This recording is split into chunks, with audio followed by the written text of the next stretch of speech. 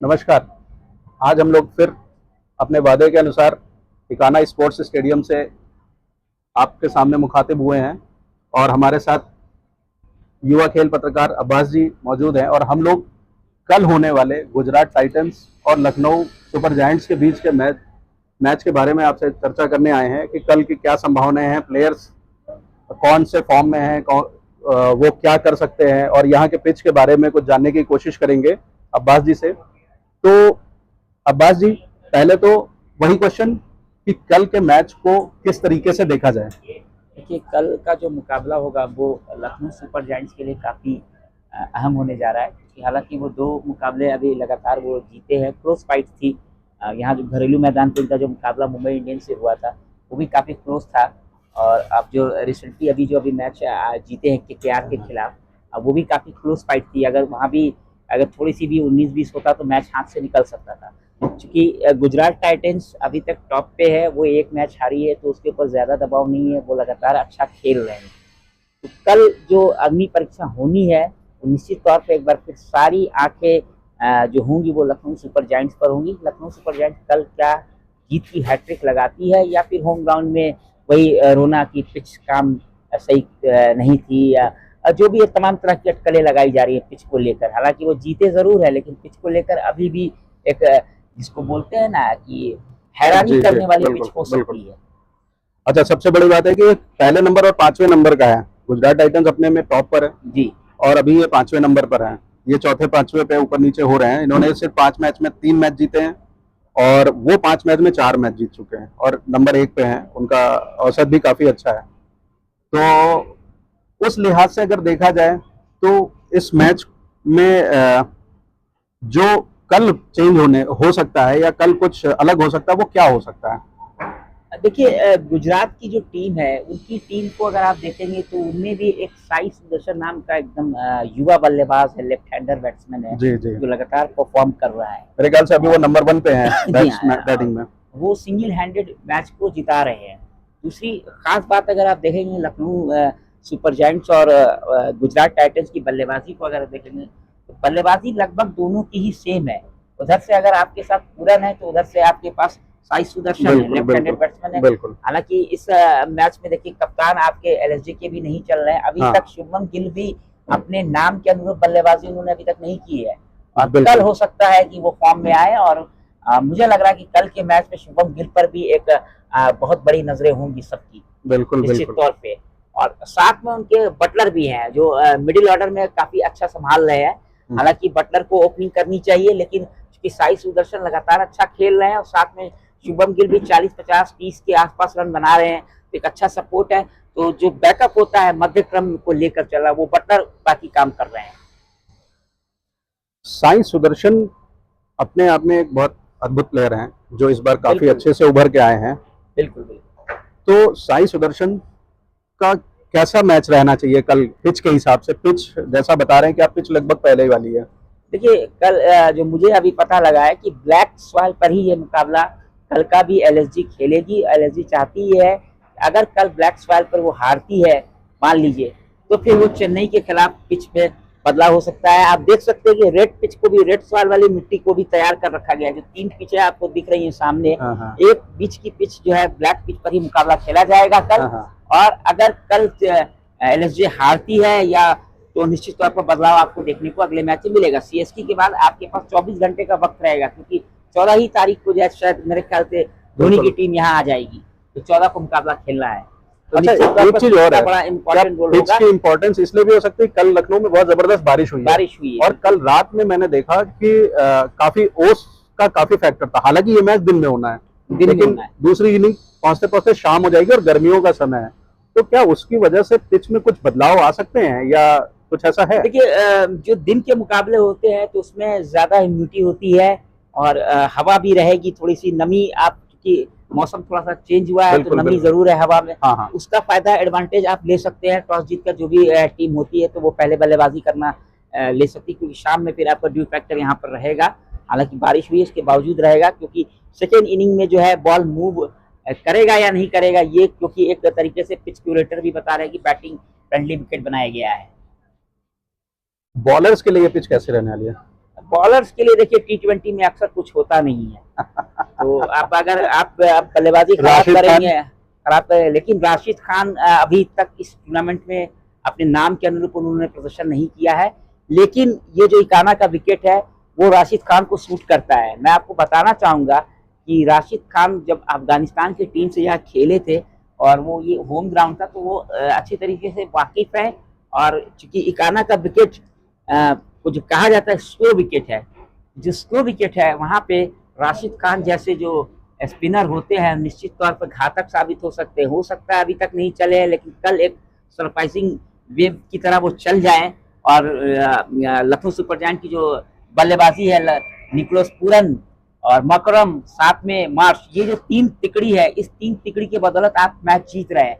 अगर कल तीन तिकड़ी फ्लॉप होती है तो ऋषभ पंत पर दबाव हो जाएगा और उस दबाव को वो कैसे झेलते हैं ये एक बड़ा सवाल होगा कल के मैच में। तो अगर ये कल वाली पिच भी सेम रहती है तो क्या पहले बल्लेबाजी करनी चाहिए लखनऊ सुपर जायंट्स को? देखिए यहाँ क्योंकि पर पिछला मैच अगर देखिए ऐसा नहीं है कि आसान से जीत गए थे वो।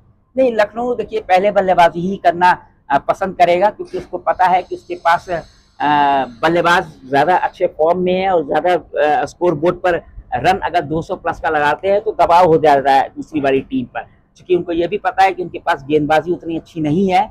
इस वजह से वो ये चाहेंगे कि ज्यादा से ज्यादा टोटल वो स्कोर बोर्ड पर लगाए ताकि दूसरी टीम पर दबाव बने। सॉरी। लखनऊ की तरफ से की बॉलर कौन हो सकता है कल के लिए? की बॉलर के लिए मुझे लग रहा है रवि बिश्नोई भी इस विकेट पर काफी अच्छे हो सकते हैं। एक बॉलर का मुझे नाम नहीं याद आ रहा है, लंबे लंबे उनके बाल हैं, वो काफी अच्छी स्पिन कर रहे हैं। और साथ में आपके आकाशदीप जो कि वापसी किए हैं, पिछले मैच से उन्होंने वापसी करी है, वो भी अच्छा कर सकते हैं। और उसके अलावा आपके पास पिछले मैच में जो मुझे याद है शायद मुंबई के खिलाफ जो मैच हुआ था उसमें आवेश खान ने अच्छी गेंदबाजी लास्ट ओवर में अच्छे किए, वो भी एक अच्छी है, इनके पास सॉलिड है। लेकिन कल के मुकाबले मुझे लग रहा है कि स्पिनरों के लिए चांदी हो सकती है इस विकेट पर। लखनऊ में मेरे ख्याल से ये इकलौता है जो मैच दोपहर में हो रहा है। जी, दोपहर में हो रहा है। तो दोपहर में होने से इस मैच में कुछ फर्क आना है? देखिए फर्क आना वही मैंने आपसे पहले बताया, ह्यूमिडिटी रहती है दोपहर के मैच में, गर्मी ज्यादा रहेगी, तो आप उस गर्मी को कैसे अपने ऊपर हैंडल कर पाते हैं, इस वक्त बहुत ये एक बहुत बड़ा इंपॉर्टेंट। हालांकि मौसम 2 दिन से अच्छा है तो उतना असर नहीं होगा। अगर कल गर्मी रहती है तो गर्मी से भी प्लेयर्स को लड़ना पड़ता है और वो एक फैक्ट होता है मैच में, आप उसको दरकिनार नहीं कर सकते दोनों ही टीम के लिए। लेकिन कल के मैच में जो भी टीम टॉस जीतती है मुझे लगता है कि इस विकेट पर बैटिंग करना ही पसंद करेगी। तो कल के मैच में बैटिंग करना पहले जो है वो फायदेमंद हो सकता है आपकी बात के हिसाब से। और कल का मैच अगर लखनऊ जीतती है तो वो 4 नंबर पे आ जाएगी टेबल में। गुजरात जायंट्स पे उसका कुछ खास गुजरात टाइटंस पे उसका कुछ खास फर्क नहीं पड़ेगा, लेकिन क्योंकि उनका अभी औसत बहुत अच्छा है। कितना स्कोर आपको लगता है कि अगर लखनऊ सुपर जायंट्स खेलती है तो कितना स्कोर चेजेबल हो सकता है गुजरात टाइटंस के लिए? देखिए T20 के खेल में तो चेजेबल आप अंदाजा नहीं लगा सकते। आप देख रहे होंगे लगातार जो 200 प्लस के जितने भी रहे हैं कहीं ना कहीं चेस कर रही है टीम, या फिर उसके आसपास से या 4-5 रन के फासले से दूर रह जाती है। तो मुझे लगता है कि अगर कल अगर गुजरात टाइटंस पहले बैटिंग करता है 200 के अंदर ही गुजरात को रोकना पड़ेगा, नहीं तो निश्चित तौर पे लखनऊ के लिए मुश्किल हो सकती है, क्योंकि गुजरात टाइटंस के पास गेंदबाजी अच्छी है, उनके पास सिराज है और उसके अलावा राशिद खान की हम लोग बात कर ही चुके हैं, और भी कई एक दो बॉलर है उनके पास। एक श्रीलंका का कोई एक नामी गिरामी कोई प्लेयर है, उनका नाम मुझे याद नहीं आ रहा है, वो भी एक अच्छी स्पिन है। तो वो स्पिनरों का अच्छा जाल है उनके पास और ऑलराउंडर का भी एक अच्छा जाल है उनके पास। तो निश्चित तौर पे मुझे लगता है कि 200 के अंदर अगर रोक दिया जाता है गुजरात को तो वो वहां पे लखनऊ के लिए सुखद रहेगा। तो गुजरात टाइटंस को रोकना होगा 200 पे अगर वो पहले बल्लेबाजी करती है और लखनऊ सुपर जायंट्स को जीतने के लिए। जैसा कि हम लोग पहले कह चुके हैं, हम लोग लखनऊ से हैं, हम लोग तो चाहते हैं कि लखनऊ सुपर जायंट्स मैच जीते। हाँ, एक और क्वेश्चन, आखिरी क्वेश्चन करूंगा आपसे, क्या ऋषभ पंत कल चलेंगे? देखिए ऋषभ पंत अब तक 3 मैच में फ्लॉप रहे हैं, ये एक बहुत बड़ी क्विज है। चौथे मैच पिछले मैच में जैसे वो आउट हुए हैं, जिस तरीके से उनका खेल अभी तक आ रहा है, कहीं ना कहीं वो बहुत डिमोरलाइज दिख रहे हैं और उनकी बॉडी लैंग्वेज बता रही है कि वो एकदम पूरी तरीके से अपने आप को गिरा चुके हैं।